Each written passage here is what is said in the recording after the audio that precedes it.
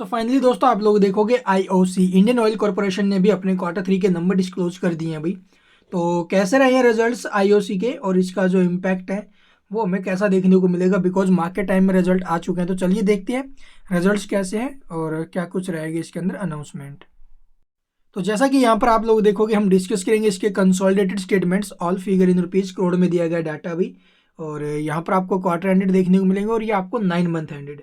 अगर बात की जाए टोटल इनकम की या फिर टोटल रिवेन्यू वगैरह, तो यहाँ पर आप लोग देखेंगे जो करंट क्वार्टर में टोटल इनकम रही है वो है लगभग 2,20,543 करोड़ की, जो प्रीवियस क्वार्टर में 1,99,339 करोड़ थी। और प्रीवियस ईयर के सेम क्वार्टर से कंपेयर करोगे 2,28,160 करोड़ की। यानी कि ईयर टू ईयर इसकी इनकम ड्रॉप हुई है, बट क्यों उनके बेसिस पर इसकी इनकम में हमें जंप देखने को मिल रहा है भाई। इसके अलावा आप लोग देखोगे एक्सपेंस, यानी कंपनी ने जो टोटल खर्चे किए हैं भाई, तो करंट क्वार्टर में जो टोटल एक्सपेंस रहे हैं 2,18,691 करोड़ के, जो प्रीवियस में 2,01,760 करोड़ थे। और प्रीवियस ईयर के सेम क्वार्टर में 2,16,802 करोड़ के। यानी कि year to year and quarter to quarter expense में भी जंप है, बट रिवेन्यू एक्सपेंस से ज़्यादा ही है भाई। मतलब फिर से प्रॉफिट ही बनाया, बट प्रॉफिट कितना चलिए देख लेते हैं। Net profit for the period अगर बात करें तो करंट क्वार्टर में जो प्रॉफिट है वो यहाँ पर आप लोग देखोगे 2,147 करोड़ का, जो प्रीवियस में कंपनी लॉस में थी ना 448 करोड़, वहां से आप लोग देखो कंपनी प्रॉफिट में आई है। और प्रीवियस ईयर के सेम क्वार्टर में 9,224 करोड़ का प्रॉफिट था भाई। तो ईयर टू ईयर बेसिस पर प्रॉफिट्स में काफ़ी बड़ा डिक्लाइन है, बट क्यों क्यू बेसिस पर रिजल्ट्स काफ़ी शानदार आए हैं, एक्सलेंट रिजल्ट्स आते हुए नजर आए हैं क्यों क्यू बेसिस पर। ठीक है, और बाकी ईयर टू ईयर बेसिस पर तो आपने देख ही लिए हैं, रिजल्ट्स थोड़े से डाउन है भाई।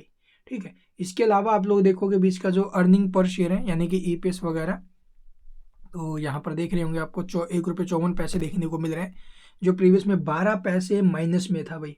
और प्रीवियस ईयर के सेम क्वार्टर से कंपेयर करोगे तो वहाँ पर देखोगे 6 रुपये 56 पैसे थे, यानी कि प्रीवियस ईयर के सेम क्वार्टर से ही हमें ड्रॉप होते हुए नजर आया है। तो इसका इम्पैक्ट कैसा रहेगा चलिए मार्केट एस्टिमेट से कंपेयर करते हैं भाई। अर्निंग पर शेयर आया 1,54 का, एक्सपेक्टेड है भाई 4 रुपये 14 पैसे का, यानी कि एक्सपेक्टेड को तो इसने फिर से मिस किया है भाई, बीट नहीं हो पाया। और रिवेन्यू की बात करें, रिवेन्यू फ्रॉम ऑपरेशन 2,19,522 करोड़ का, और एक्सपेक्ट किया जा रहा था अभी 1,83,000 करोड़ का। ठीक है, रिवेन्यू तो ठीक है, बट ईपीएस के मामले में मार खाया है थोड़ा सा, ईयर टू ईयर बेसिस पर रिजल्ट्स खराब है, इसलिए थोड़ा बहुत नेगेटिव इम्पैक्ट आ सकता है। और बाकी ये नोट्स आप लोग डिटेल में पढ़ लेना ड्यूरिंग द क्वार्टर, और क्या कुछ अपडेट्स हमें देखने को मिली है। डिविडेंड बोनस ऐसा कुछ भी अनाउंस नहीं हुआ भाई। ये डेट इक्विटी रेशियो आप लोग देखोगे प्रीवियस ईयर के सेम क्वार्टर से कंपेयर करोगे तो चढ़ा है, बट क्यों क्यू बेसिस पर ये डाउन आया भाई। इसके अलावा आप लोग देखोगे यहाँ पर मार्जिन वगैरह, तो net profit margin year to year basis पर काफ़ी ज़्यादा टूटते हुए नजर आए हैं, जबकि क्यों क्यू बेसिस पर तो पॉजिटिव रहे हैं भाई। सेम ऑपरेटिंग मार्जिन में भी आप लोग देखोगे ईयर टू ईयर बेसिस पर ड्रॉप है। तो results year to year basis पर जो कमज़ोर दिख रहे हैं ना भाई, इस वजह से स्टॉक के ऊपर हो सकता है इसका नेगेटिव इम्पैक्ट आए। ठीक है, thank you for watching the video.